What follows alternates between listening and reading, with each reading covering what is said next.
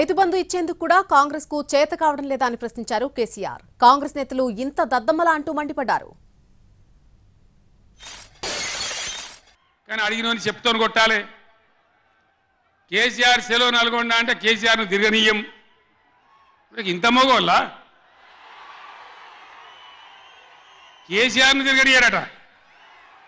తెలంగాణ తెచ్చిన కేసీఆర్ నే తిరగనియారా? ఏమి చేస్తారు? చంపేస్తాడద్దా? చంపుతావా? దా వ్యాపారం చంపుతావు దా? కేసీఆర్ని చంపి మీరు ఉంటారా? ఇది పద్ధత? ప్రతిపక్ష పార్టీ తప్పకుండా ప్రజల సమస్యల మీద వస్తుంది, ప్రజల మధ్య అడుగుతుంది, వాదన చెప్తుంది. నీ దమ్ముంటే మేము చేసిన దానికన్నా ఇంకా మంచిగా చేసి చూపి. కృష్ణా ప్రాజెక్టులను ఎట్టి పరిస్థితుల్లో కేఆర్ఎంబీకి అప్పగించవద్దని డిమాండ్ చేశారు కేసీఆర్. తెలంగాణ ప్రయోజనాలను కాపాడేందుకు అసెంబ్లీ సమావేశాలు ముగియగానే అఖిల పక్షాన్ని ఢిల్లీకి తీసుకెళ్లాలని డిమాండ్ చేశారు. కృష్ణా జలాలలో, అటు గోదావరి జలాలలో తెలంగాణ రాష్ట్రానికి రావాల్సిన సంపూర్ణమైన వాటా వచ్చేదాకా బీఆర్ఎస్ కొట్టాడుతుంది. ఇలా అసెంబ్లీలో తీర్మానం చేయగానే కాదు, అఖిల పక్షం తీసుకొని పోవాలి. ముఖ్యమంత్రి, అధికార పార్టీ, అన్ని పార్టీల రాజకీయ నాయకులను ఢిల్లీకి తీసుకొని పోవాలి. ప్రధానమంత్రిని నిలదీయాలి. మా వాటా మాకు వస్తే తప్ప ఊరుకోమని చెప్పాలి. ఆ చెప్పేదాకా మనం కూడా ఎంబడబడాలి.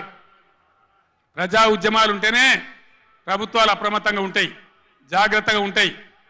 కాబట్టి ఈ దొంగ నాటకాలు మానుకొని పాలమూరు ప్రాజెక్ట్ ఎట్లా చేయాలో ఆలోచన చేయండి.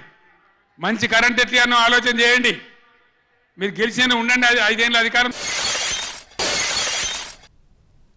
బీఆర్ఎస్ పాలన కంటే ఉమ్మడి రాష్ట్రమే బాగుంటుందన్న మంత్రి ఉత్తమ్ వ్యాఖ్యలకు కౌంటర్ ఇచ్చారు కేసీఆర్. ఉమ్మడి రాష్ట్రమే బాగుండి ఉంటే తెలంగాణ ఉద్యమం ఎందుకు జరిగిందని, శ్రీకాంతాచారి ఎందుకు ప్రాణాలర్పించాడని ప్రశ్నించారు. జిల్లాలో ఉన్న మంత్రి ఉత్తమ్ కుమార్ రెడ్డి మొన్న మాట్లాడింది అసెంబ్లీలో, మీరు కూడా విన్నారు. ఉమ్మడి రాష్ట్రమే నయం ఉండినట్టు ఆయనకట. ఉమ్మడి రాష్ట్రమే మంచిగా ఉండే ఇప్పుడు మంచిగా లేదట. మరి శ్రీకాంతాచారి ఎందుకు చచ్చిపోయింది? ఇదే జిల్లాలో పుట్టే బిడ్డ. ఎందుకు చచ్చిపోయిన ఉద్యమకారులు? అంత పెద్ద ఉద్యమం ఎందుకు జరిగింది? లక్షల మంది, కోట్ల మంది ఎందుకు పాల్గొన్నారు?